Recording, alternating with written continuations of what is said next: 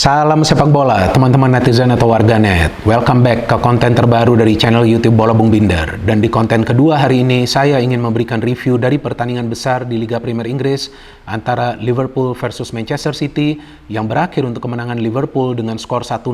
Dengan kemenangan ini berarti Liverpool semakin dekat ke zona papan atas. Sedangkan dengan kekalahan ini, Manchester City masih tertahan untuk sementara berada di peringkat nomor 2. Dan ini adalah kemenangan yang sangat krusial bagi Liverpool, teman-teman. Karena Liverpool baru menang 3 kali dengan kemenangan lawan City ini. Kita tahu mereka sempat juga berada di papan tengah, tapi sekarang mereka mendekati ke papan atas. Sedangkan bagi City, ini adalah kekalahan pertama mereka di Liga Premier Inggris. Kalau bagi saya, hasil akhir ini bukan merupakan sebuah kejutan, teman-teman. Karena saya sudah feeling bahwa Liverpool ketika lawan City akan bermain mati-matian untuk minimal mendapatkan 1 poin. Paling tidak jangan kalah setelah sebelumnya mereka dibantai oleh Arsenal dengan skor 3-1. Dan sebelumnya di pertandingan kandang mereka juga bermain imbang lawan Brighton dengan skor 3-3. Apa yang bisa dipelajarin dari 2 pertandingan Liverpool sebelum lawan City, yaitu Liverpool banyak kemasukan gol.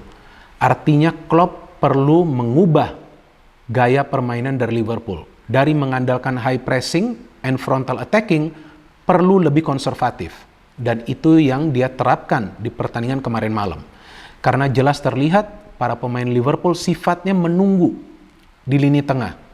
Dan membiarkan para pemain Manchester City menguasai jalannya pertandingan dengan gaya permainan mereka, mengandalkan high line of pressing, possession football, positional play, dan juga attacking from the flank. Jadi menyerang dari 2 sektor sayap. Tapi ketika ada pemain Liverpool yang mendapatkan bola setelah para pemain City gagal untuk menyelesaikan sebuah proses serangan dengan menciptakan peluang atau mencetak gol, maka terlihat jelas yang dipilih oleh pemain Liverpool yang menguasai bola itu dengan cepat memberikan direct pass ke depan. Kenapa? Karena yang bermain di depan, 2 pemain punya kecepatan. Yang pertama adalah Salah dan yang kedua adalah Jota. Serta pemain ketiga Firmino yang bermain sebagai shadow striker lebih banyak terlibat dalam pergerakan tanpa bola untuk bisa mengganggu konsentrasi dari para pemain City. Bagaimana dari Manchester City? Saya melihat permainan mereka bagus, tidak ada salahnya. Erling Haaland juga mendapatkan banyak peluang, teman-teman. Saya bingung juga bahwa penilaian di sosial media bahwa Van Dijk mengantongi Haaland. Saya gak sepakat dengan itu. Karena kalau kita cermati, Haaland mendapatkan total 4 peluang yang berbahaya. 3 diantaranya on target dan 1 off target, tapi bisa dia dapat dari dalam kotak penalti pertahanan Liverpool. Which means sebetulnya markingnya juga tidak begitu ketat ke Haaland. Kenapa? Karena yang marking tidak hanya Van Dijk, tapi juga ada Joe Gomez. Jadi ada kombinasi marking yang dilakukan dari para pemain Liverpool yang bermain sebagai center back. Ada Van Dijk dan juga ada Joe Gomez. Jadi siapa yang dekat, dialah yang akan mengawal Haaland. Dan juga kebetulan form dari Alisson Becker lagi bagus-bagusnya. Karena dia melakukan total 5 saves yang krusial. 3 diantaranya dari Erling Haaland. Yang ketika Haaland coba untuk lob bola, setelah menerima true pass dari Gundogan, bisa dia baca lob yang coba dilakukan oleh Haaland. Ketika dia bisa save sundulan dari Haaland, ketika dia bisa save long shot dari Gundogan, ketika juga di babak kedua dia bisa save tendangan dari tepi kotak penalti yang dilepaskan oleh Haaland. Artinya kombinasi marking dari para pemain Liverpool yang bermain di posisi center back plus form dari Alisson Becker yang menggagalkan Haaland untuk mencetak gol. Bahkan Alisson Becker yang memberikan assist ke Salah yang mencetak satu-satunya gol di pertandingan ini, teman-teman. Artinya memang Alisson Becker sedang on fire. Dan itu sangat penting karena kita tahu bahwa para pemain City sering menciptakan banyak peluang di sebuah pertandingan. Apakah itu di pertandingan Liga Champions atau juga di Premier League. Jadi diperlukan juga form yang gemilang dari penjaga gawang yang bermain berhadapan dengan Manchester City. Dan itu dia pentingnya punya penjaga gawang yang berpengalaman dan juga tenang ketika timnya mendapatkan gempuran dari para pemain tim lawan. Dan juga kita bisa melihat bahwa lini tengah dari City gagal untuk mengantisipasi beberapa kali fast break yang dilakukan oleh para pemain Liverpool yang dirancang dari lini tengah. Kalau saya melihat peran besar dari pemain muda Liverpool yang bermain di lini tengah, Harvey Elliott, kerjasamanya dengan Thiago dan juga Fabinho sangat baik. Jadi dia bisa memilih untuk kapan memberikan umpan kepada Thiago atau Fabinho atau juga memberikan umpan ke depan. Sehingga setiap kali dia menguasai bola, dia menjadi pemain yang cukup berbahaya dengan umpan-umpan directnya ke depan.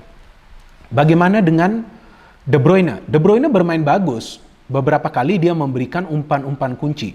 Cuman saya melihat pemain ini tidak banyak melakukan upaya untuk melepaskan tendangan ke arah gawang Becker. Nah, saya tidak tahu apakah itu bagian dari taktik Pep Guardiola yang memberikan dia instruksi bahwa harus lebih penting memberikan passing daripada shooting.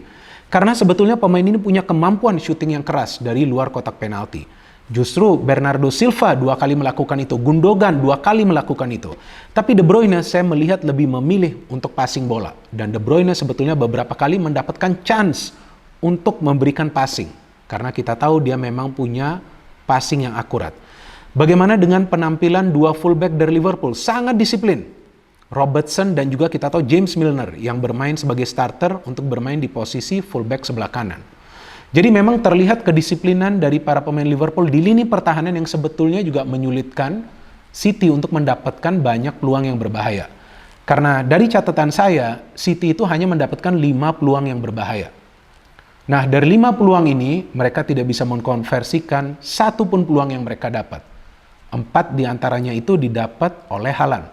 Saya berbicara tentang peluang emas ya, jadi bukan total percobaan. Kalau total percobaan memang banyak dari City. Dari Liverpool lebih sedikit lagi. Jadi memang terlihat bahwa kedua tim ini bermain dengan gaya yang berbeda.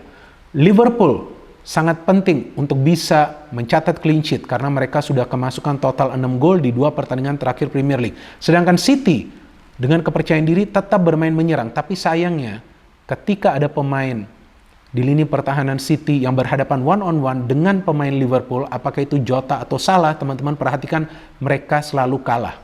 Apalagi dengan Salah. Maka itu tidak salah bahwa Salah mencetak gol. Saya senang sekali teman-teman melihat Salah bisa kembali mencetak gol karena ini memang pemain yang bagus. Tapi mungkin kepercayaan diri dia masih menurun. Dan juga kan di City gak ada Tomiyasu ya. Kan Tomiyasu yang mengantongi Salah kan di pertandingan lawan Arsenal. Ya saya gak sombong sih. Tapi ya memang faktanya kan seperti itu. Tapi di pertandingan kemarin malam, jelas terlihat Cancelo tidak bisa mengawal Salah. Beberapa kali dia free terus untuk memberikan umpan kunci atau juga melepaskan tendangan. Total ada 3 peluang dari Salah. 2 diantaranya on target dan dia bisa mencetak 1 gol. How about Firmino? Saya melihat ini pemain yang pintar sekali. 1 kali dia memberikan umpan kunci yang membuat Salah mendapatkan peluang emas. Dan kita bisa melihat ya secara keseluruhan memang kedua tim ini bermain mengandalkan efektivitas dalam melepaskan umpan-umpan daerah. Cuma bedanya para pemain Liverpool lebih memilih untuk menunggu di lini tengah atau juga di lini pertahanan. Dan itu menyulitkan tentunya para pemain City untuk bisa melakukan penetrasi dengan skill individu mereka.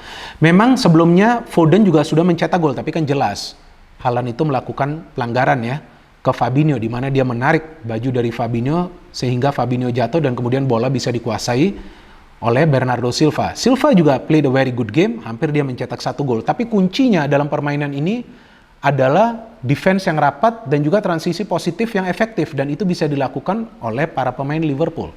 Sayangnya Nunes seharusnya juga bisa mencetak gol di pertandingan ini. Maka itu saya melihat bahwa Nunes ini memang masih belum bisa nyetel dengan rekan-rekan yang lain. Karena di mana dia mendapatkan 1 peluang sebetulnya untuk memberikan passing, tapi dia milih shooting justru melenceng. Dia seharusnya memberikan passing kepada Salah, dan ketika dia berada dalam sudut yang sulit justru dia memberikan passing kepada Trent yang sebetulnya ada Carvalho yang lebih dekat dengan dirinya. Bukan berarti bahwa dia pembelian yang gagal, enggak, kita nggak bisa mengatakan sekarang dia pembelian yang gagal karena kan kompetisi masih panjang. Mungkin nanti dia akan menemukan formnya, apalagi kan sebelumnya dia mendapatkan kartu merah dan absen di beberapa pertandingan.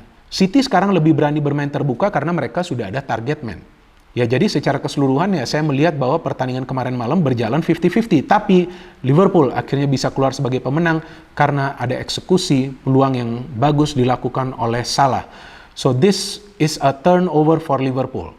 Jadi kalau Liverpool sekarang bisa menang lawan City, seharusnya ini memberikan kepercayaan diri yang luar biasa bagi para pemain untuk melanjutkan momentum ini ke pertandingan-pertandingan selanjutnya. Asalkan mereka bisa kembali disiplin di lini pertahanan. Saya melihat kuncinya Trent tidak bermain dari awal adalah salah satu faktor bahwa Liverpool tidak kemasukan gol cepat di pertandingan ini. Padahal City keluar gaspol, tapi salah satu kunci lainnya adalah permainan cepat ketika pemain Liverpool itu menguasai bola dengan memberikan progresif passing ke depan, sehingga memang mereka terus menyulitkan para pemain City dari transisi positif yang mereka lakukan secara konsisten di pertandingan kemarin malam. So well done for Liverpool, mereka layak meraih kemenangan. Dan bagi Manchester City, feeling saya mereka akan ngamuk di pertandingan selanjutnya. Saya belum lihat lawan siapa mereka di pertandingan selanjutnya, tapi Pep biasanya begitu, kalau timnya sudah kalah, next match mereka akan mengamuk. Tapi kita lihat nanti benar gak bisa mengamuk atau enggak. Yang penting jangan lawan Arsenal dulu ya. No hate, no politics, only football. Salam sepak bola.